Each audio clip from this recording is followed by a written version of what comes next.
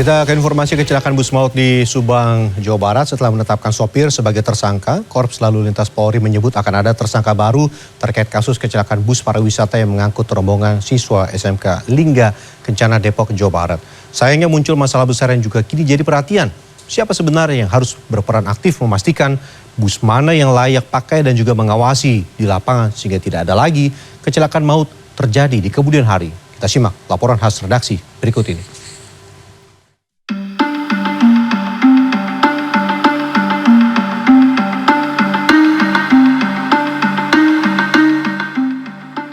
5 hari sudah kecelakaan maut bus Lingga Kencana terjadi Sabtu malam di Subang, Jawa Barat dengan menelan 11 korban jiwa. Namun, keluarga dan kerabat masih belum bisa menghilangkan luka yang diderita setelah kehilangan anggota keluarga mereka. Bersama dengan ratusan pelajar se-Jabodetabek, keluarga membawa spanduk, foto korban dan lilin melakukan long march dari kawasan Gelora Bung Karno, Senayan, Jakarta Pusat menuju kantor Kemendikbudristek untuk melakukan doa bersama. Dalam kesempatan ini, pelajar meminta kepada pemerintah pusat, terutama Kemendikbudristek, agar lebih mengawasi baik sekolah negeri maupun sekolah swasta untuk memastikan kualitas keselamatan para pelajar. Ya, pengawasan. Kata inilah yang jadi pertanyaan. Selain pengawasan kepada pihak sekolah, siapa sebenarnya yang seharusnya mengawasi sejumlah PO bus yang kini beroperasi dan nantinya akan dipilih untuk mengantar pelajar yang bisa jadi akan berakhir sama dengan yang terjadi di Subang, Jawa Barat Sabtu lalu.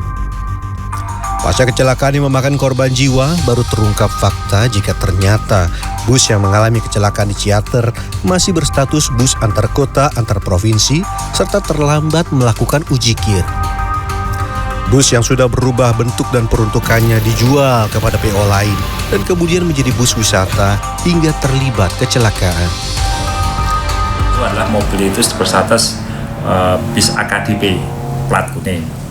Oke, dari kendaraan itu memang itu masih berdomisili di Wonogiri. Tanggal bulan Oktober 2023 memang kendaraan itu kan sudah dilepas di luar Wonogiri. Nah, kemudian setelah dilepas itu kami juga tidak mengetahui. Artinya karena pihak penjual pun juga tidak pernah memberitahu atau laporan kepada kita, kan begitu.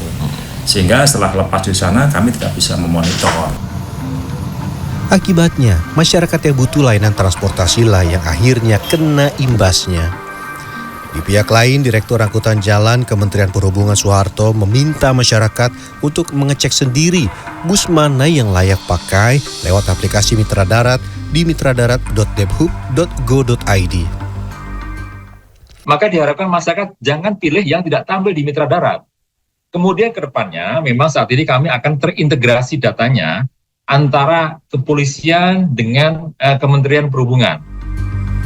Sementara itu, menurut data pemberdayaan dan pengembangan wilayah masyarakat transportasi Indonesia, baru 60% yang terdaftar.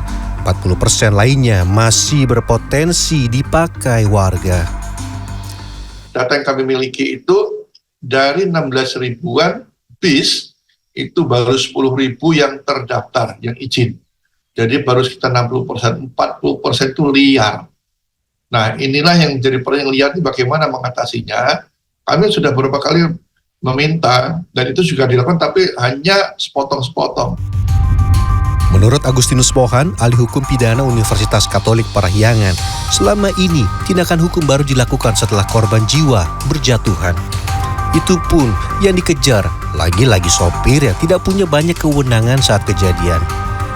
Banyak pihak yang sebenarnya juga punya tanggung jawab terkait pengawasan keselamatan, seperti pihak sekolah, Dinas Perhubungan yang berwenang menguji kir dan mengeluarkan izin, ataupun pihak PO bus yang mengeluarkan bus.